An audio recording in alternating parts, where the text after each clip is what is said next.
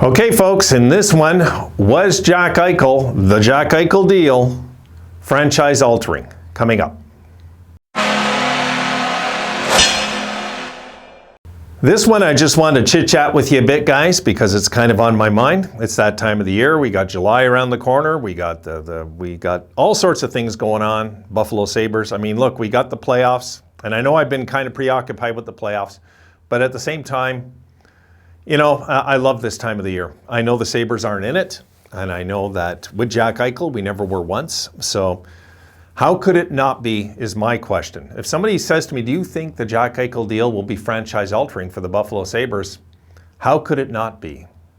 Really, I would rebuttal with a question and say, how could it not be? Because we were going nowhere anyway, right? We were going nowhere with Jack fast. And he was frustrated because the truth is it wasn't fair on him, in a way. It wasn't fair on him coming into this mess, this rebuild. But he created some of the mess himself when he wanted Dan Blisma gone and things like that. And under Blisma, we did pretty good. We were a game under 500 that one season, and it looked like the Sabres were on the way up. And then we made a multitude of bad mistakes again with coaching and general manager. And now we got it right. Okay, now we got it right. So it wasn't just the Jack thing that is franchise altering. It's also what went down during that time. The new general manager, the new coach, right? All the draft picks that we're getting back, all these things.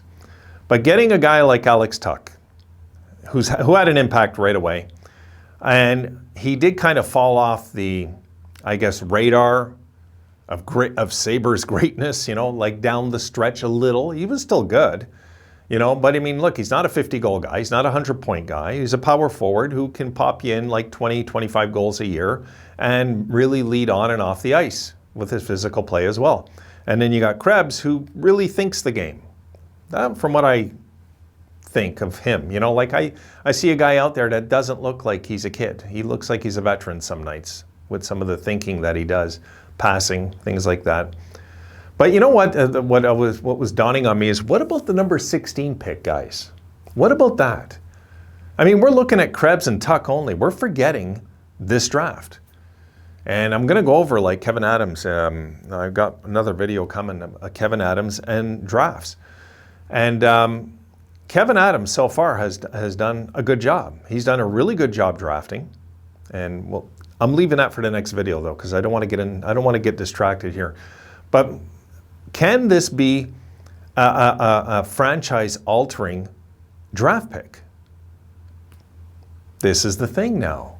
This turned out to be like a really surprisingly high pick. Like, I think it's safe to say, the majority were with me. I was thinking it was going to be between 25 and 30th. Somewhere in that ballpark. I thought that's where it would be, because I didn't think Vegas was going to win the Cup this year. Not this year. I had them last year, but this year, no, I just didn't. No, they're just not going to win a Cup with Leonard. It's never happening, Vegas, ever. It's never happening. It's not in the cards, so better move him out if you can. I don't think you'll be able to. He'll probably file a grievance. So, good luck. But if we can look at this number 16 pick, just the 16 pick, okay? And let's face it, some guys, they lose. But look, we lost Danny Briere, who was 10 times more important in Sabres history than Jack Eichel ever was, in my books. Danny Briere was a key piece of a team that developed into a Stanley Cup team right in front of our eyes, and he was basically the leader of that team. And he was clutch in the playoffs. He was great in overtimes. I can go on and on about Danny Briere, okay? And we lost him for nothing. We lost Chris Drury for nothing. We lost these guys for nothing. And when you lose two Stanley Cup pieces like that for nothing, I mean, Drury didn't do, let's face it, he crapped the bed in New York. He just did. He did. Rangers fans can argue all they want on that one. He did. I mean, he did not go out there and do what Briere did in Philly. Not even close. Briere was always the better player in my books there. Briere was the guy. Like, when we lost Briere, I was angry. I was angry as hell. But that was my point of all this. That was franchise altering, all right? We have not recovered since then, guys. Have we? Have we won a first round since we lost Danny Briere? No. We're in the worst first round drought in our entire history right now. 83 to 93, 1982-83, we won the first round, and then not till the Mayday goal, 10 years later, did we win another first round. So now we're looking at, since 2007, we're looking at a 15-year drought going on 16 years, which is pathetic. It is, that we could not manage to win one playoff series since then. We haven't won a playoff series since we beat the Rangers. That was the last time we won a series. Remember that, the Max, I'm thinking of the, the Max Afinogenov goal in overtime. And Drury scoring in the final seconds, right, to force that to overtime. That's the last time we won a series. That series, 15 years. And yes, I believe absolutely, without a doubt, that this is franchise altering, this trade, because for the first time since the tank, I feel like there's life in this team. I just do. And I don't think I'm imagining it. I honestly believe it. I really do with all my heart. I believe that there is life in this team again. There's a burn. There's a yearning desire to succeed and go all the way to a champion in that dressing room. I believe that this dressing room, believe it or not, as crazy as this sounds, they think they're going to win a Stanley Cup in the future, which is the best way to think, the only way to think. And yeah, Jack, getting rid of Jack was a blessing in disguise, folks. And I know I got a lot of slack last year when I was calling for him to be traded. I don't care. I'm always going to speak the truth on this channel. You don't like it, there's other channels. Go, unsubscribe.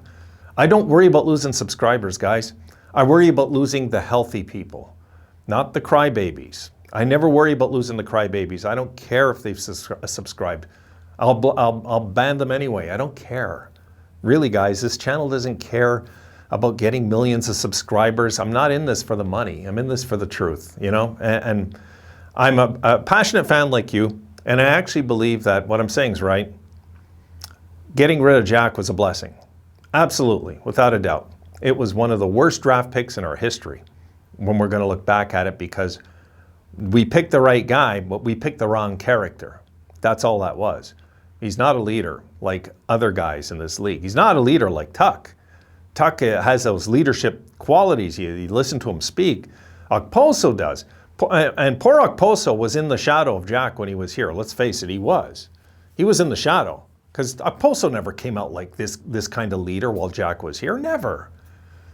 Because he was being professional and he didn't want to overstep his boundaries.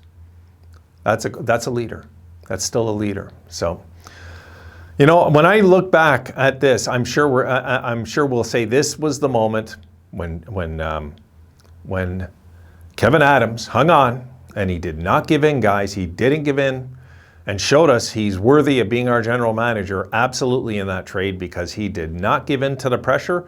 I mean, you had Rangers channel that come over into Buffalo, right outside Buffalo, putting up the what would they do? The billboard thing, trying to pressure, you know? He didn't give in. He didn't give in. He didn't care. He'd just smile and be the ultimate pro GM and say the right cliches. Saying when the deal makes sense for us, we're going to make the deal. And it got to the point where Jack was going to file a grievance. He couldn't take it anymore. And that's the sign of a good general manager, because he just hung on and hung on and hung on. And when he thought it was over, he'd hung on again. And he's a persistent guy. He reminds me of a lawyer that would work for the government, Kevin Adams. That's what he reminds me of, okay? He reminds me of that type of guy that he's going to be just persistent no matter what. It's going to drive you crazy. And he doesn't care. He just continues going that way. So I think this is, for this fan, it's franchise altering. Isn't that the way I worded it? Yes, you know, but getting Tuck and Krebs, without a doubt, in itself was worth the deal. Just those two players. But to get this number 16 pick, guys, that's the wild card. That's what I want to see what we draft, who we draft, what we get. If we get a guy like Connor Geekie, okay? If we get Geekie somehow at that low, and that becomes part of this deal, my goodness, if we hose them. That's the way I'll just see that. Because Jack's going to have the better career than these other players. Or will he? Or will he? Or has he already hit his ceiling, folks? We don't know for sure. You know, I know like the Vegas fans don't want to hear that, but there is that possibility where Jack just doesn't explode ever. And he's his own worst enemy. I don't know. We'll have to see. Okay, I'm going on too much about this because if I start talking about Jack Eichel, I could do 20 minutes, and I don't want to do that, so that's it. That's it. And I'll see you guys in the next video. Do I have another one? I have another one coming. See you in that one.